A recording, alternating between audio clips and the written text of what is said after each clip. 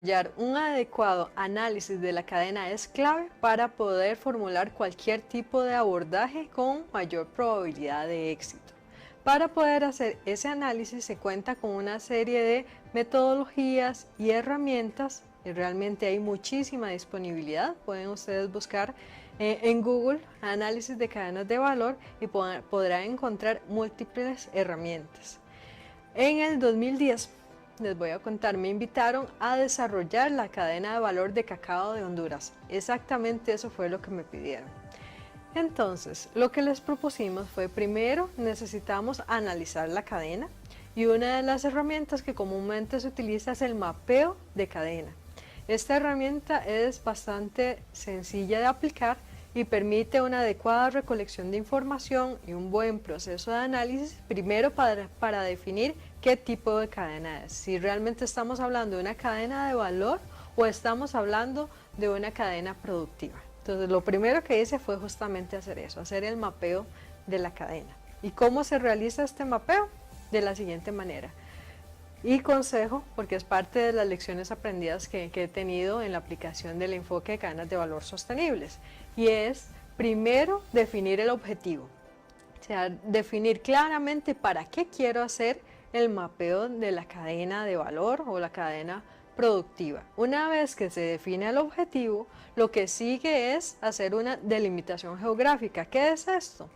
Definir hasta dónde analizo, porque yo puedo analizar o hacer un mapeo a nivel local, puedo hacer un mapeo a nivel provincial o de estado, puedo hacer un mapeo a nivel nacional o inclusive puedo hacer un mapeo a nivel de Centroamérica o a nivel de Suramérica o global. Entonces es muy importante definir hasta dónde geográficamente voy a estar trabajando, porque si no me voy a probablemente encontrar que voy a seguir buscando información y al final lo que voy a tener es muchísima información que no voy a utilizar para el análisis y no voy a poder responder o tengo demasiado para poder responder el objetivo planteado.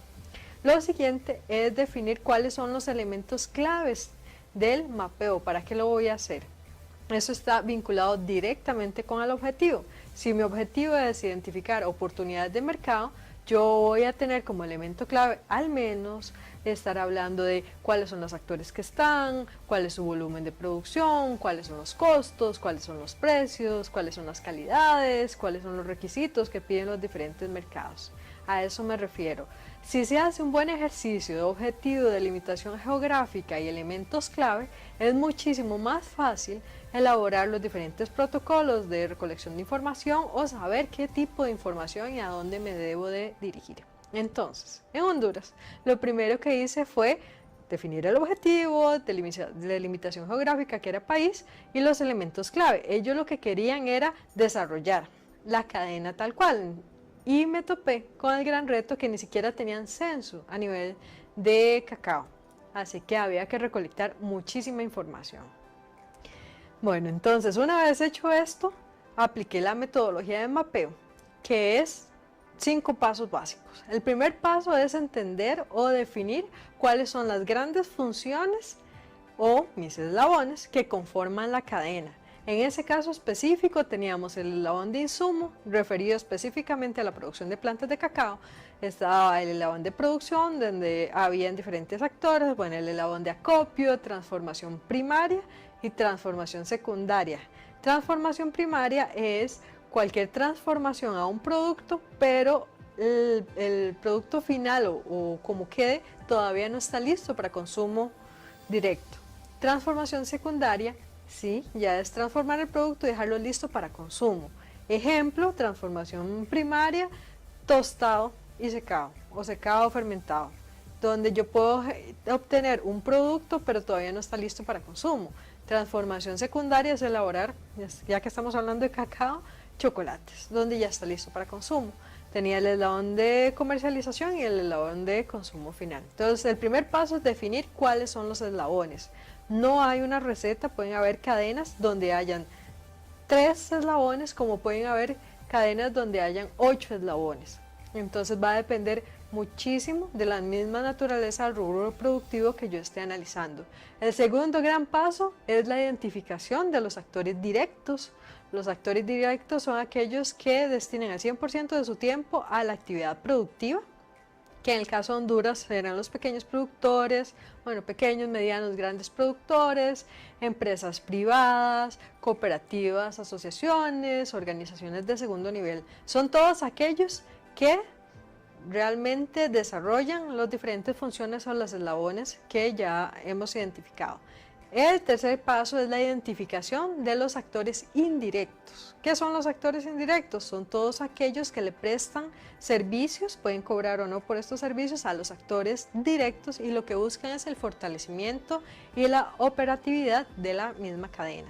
El cuarto paso es la identificación de las relaciones, saber que el pequeño productor, en el caso específico de Honduras, le podía vender su cacao a una cooperativa, le podía vender su cacao a un intermediario o le podía vender su cacao a una empresa privada.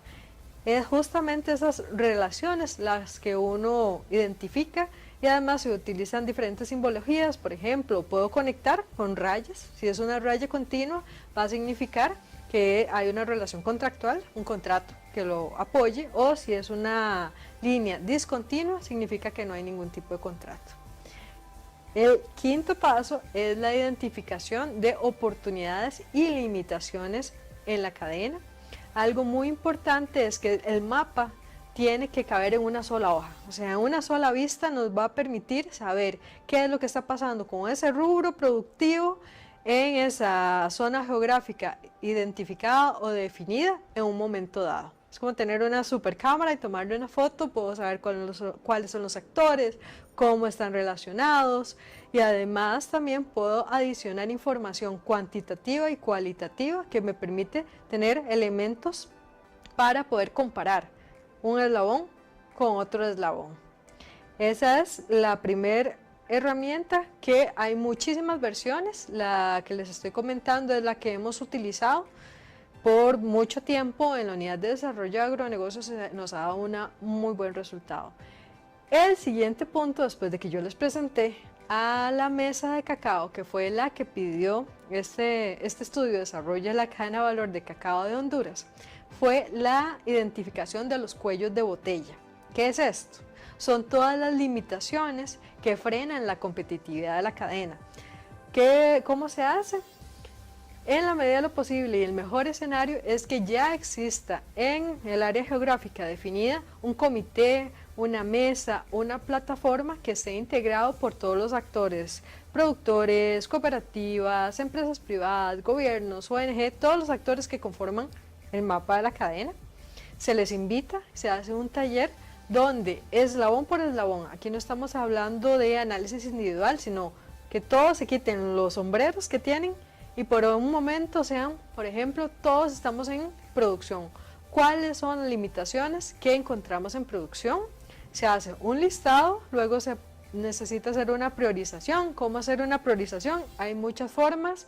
Una es ya sea con votos, levanten la mano, ¿quién cree? Y eso se va por número de votos, o utilizar una matriz de doble entrada donde comparamos una limitación con otra y los actores definen cuál es realmente más importante. Luego se ordenan por frecuencia y ya podemos tener la priorización.